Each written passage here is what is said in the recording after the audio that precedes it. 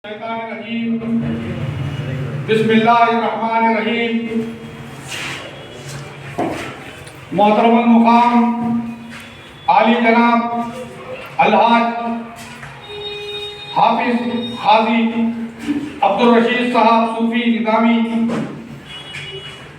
Government صدر قاضی و امام و خطیب مسجد نور الحبیب روڈا میسکری نگر، میرے عزیز دوست عالی جناب پروفیسر کٹنی واجد حسین صاحب صدر آسرا ویلفیئر سوسائٹی، محترم المقام عالی جناب اکبر علی صاحب leader of the Congress party مشیر آباد، میرے قدیم ساتھی جناب الحاج سبیل احمد صاحب leader of B S F party B R S party, میرے عزیز دوست عالی جناب کریم الدین صاحب سیکریٹری آسرا ویلفیئر سوسائٹی، جناب ظہیر الدین سمر صاحب سابقہ رکن حج کمیٹی متحدہ آندھرا پردیش محلہ مشیر آباد کی علمی شخصیت عالی جناب ابو بکر صاحب،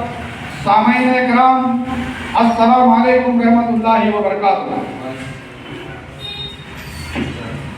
اور ایک نام جو ہمارے بچپن کے ساتھی ہیں جناب شہری ابرار حسین آزاد صاحب، جن کی شخصیت شہری ابرار حسین صاحب جن کی شخصیت انتہائی خوشگوار مزاج کے لیے مشہور و معروف ہے۔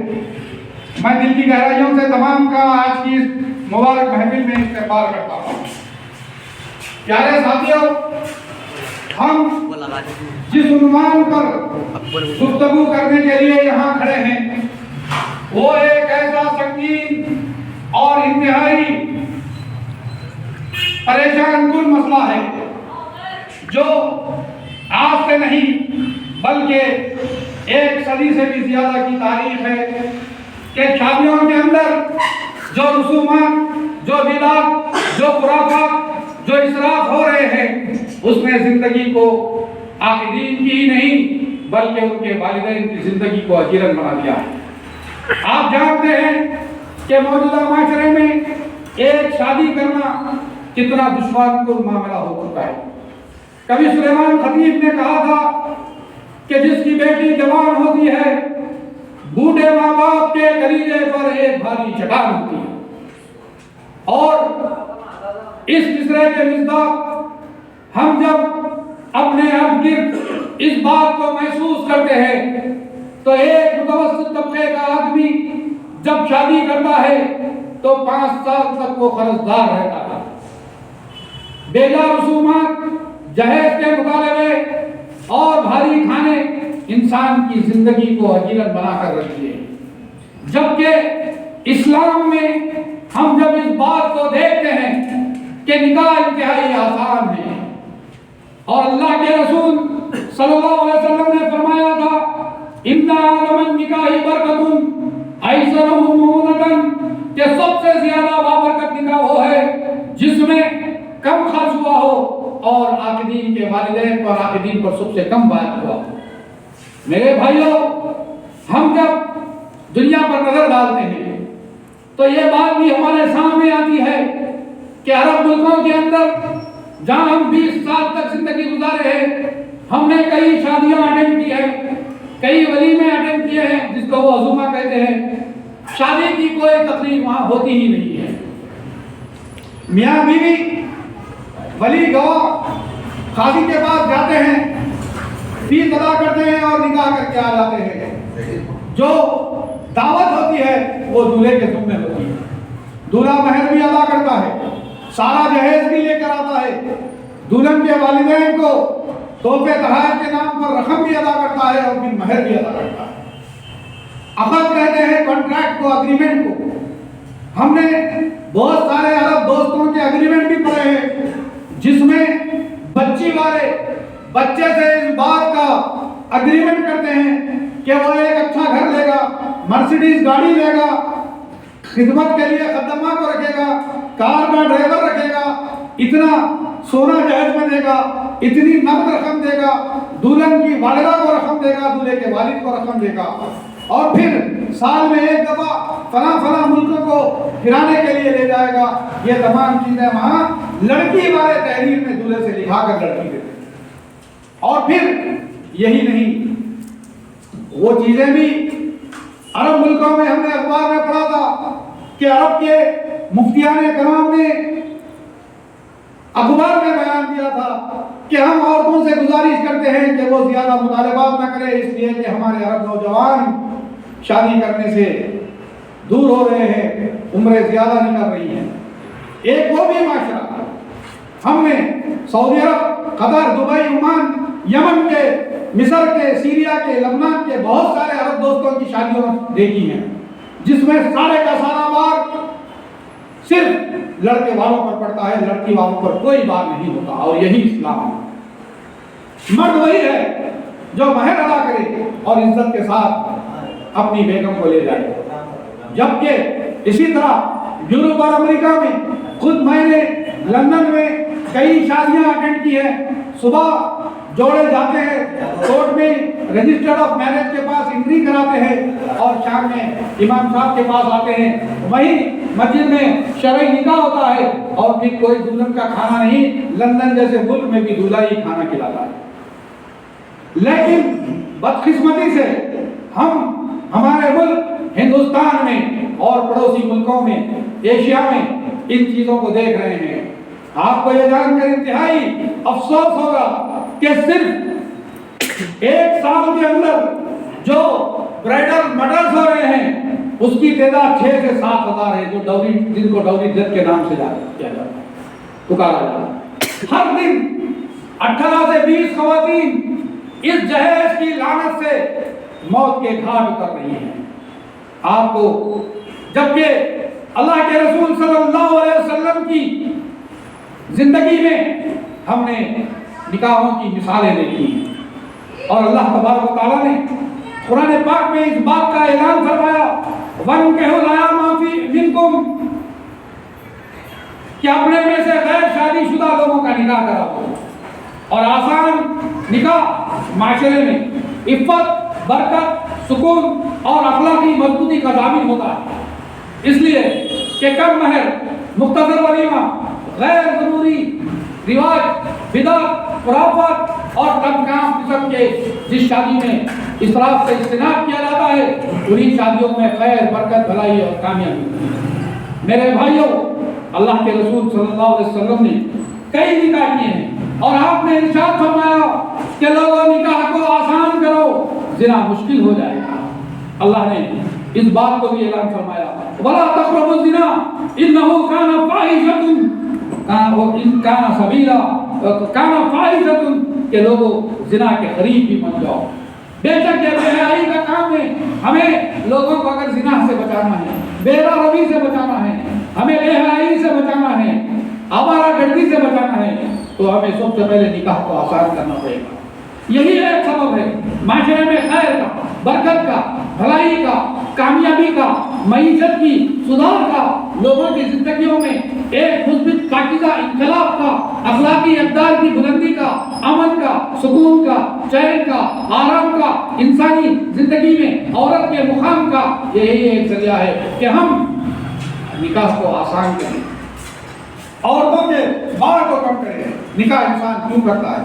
اپنے سکون کے لیے، نفس کے لیے، آرام کے لیے، اور اللہ نے فرمایا یہ اللہ کی نشانیوں میں سے، وَمِنْ آيَاتِهِ أَنْ خَلَقَ لَكُم مِّنْ أَنفُسِكُمْ أَزْوَاجًا لِتَسْكُنُوا إِلَيْهَا، کہ یہ اس کی نشانیوں میں سے اللہ پاک کی کہ اس نے تمہارے لیے تمہیں میں سے جوڑے بنائے تاکہ تم ان سے سکون حاصل کرو۔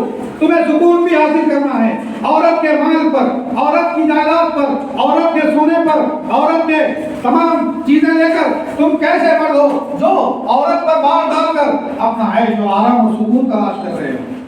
جو چیزیں اللہ کے حکم کے خلاف ہوتی ہیں، نبی کریم صلی اللہ علیہ وسلم کے حکم کے خلاف ہوتی ہیں، اس میں خیر، برکت، بھلائی آنے کا کہیں بھی کوئی نشانہ نہیں نظر آتا۔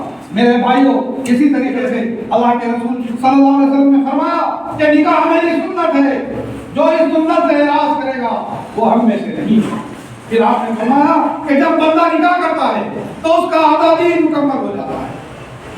اذا تزوج الرب استکمل نصف الدین فلیتقی نصف الباقی. کہ تم باقی آدھی ایمان کے لیے تمہیں ساری زندگی کی کوشش جدوجہد کرنا ہے. میرے بھائیوں، ہمارے سامنے حضرت فاطمہ الزہرا کا نکاح ہے، ہمارے سامنے عبد الرحمن بن عوف کا نکاح ہے، بے شمار نکاح ہمارے سامنے موجود ہے جو انتہائی سادگی سے ہوا کرتے ہیں. حیدرآباد میں روزانہ 1500 شادیاں ہوتی ہیں اور ہر دن صرف شادی خانوں پر 45 کروڑ روپے خرچ ہوتے ہیں اور ہر عام شادی پر 10 سے 15 لاکھ روپے کا خرچہ. صرف حیدرآباد میں تقریباً سالانہ 1000 کروڑ سے 2000 کروڑ روپے تک صرف شادیوں پر خرچ ہوتا ہے. ہندوستان میں سالانہ 10 لاکھ شادیاں ہوتی ہیں اور پھر آپ کو یہ جان کر بھی انتہائی حیرت ہوتی ہے کہ اوسطاً ہر شادی پر 12.5 لاکھ روپے خرچ آتا ہے. یہ اخراجات اوورال ایکسپنسز ہیں جس میں venue, banquet hall, catering, hospitality, clothing, jewellery, decoration, flowers, photography, videography, gift, travel, guest accommodation, transport, D J, باجا، آرکیسٹرا، قوالی، سنگیت، ڈانس کی پارٹیاں، یہ تمام کی تمام بربادیاں مسلمانوں کی معیشت کو تباہ و برباد کر رہی ہیں. صرف مسلمانوں کی پورے ہندوستان میں 13 لاکھ شادیاں ہوتی ہیں. 13 لاکھ سے 15 لاکھ کا ایک رپورٹ بنائی گئی ہے کہ سارے ہندوستان میں 13 سے 15 لاکھ مسلمانوں کی شادیاں.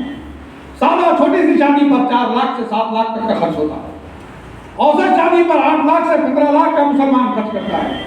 پریمیم شادی کے نام پر 15 لاکھ سے 30 لاکھ کا خرچہ ہوتا ہے اور مزید بڑے شادیاں 40 لاکھ سے لے کر کروڑوں تک جاتی ہیں. ہمیں اس بات پر غور و فکر کرنے کی ضرورت ہے.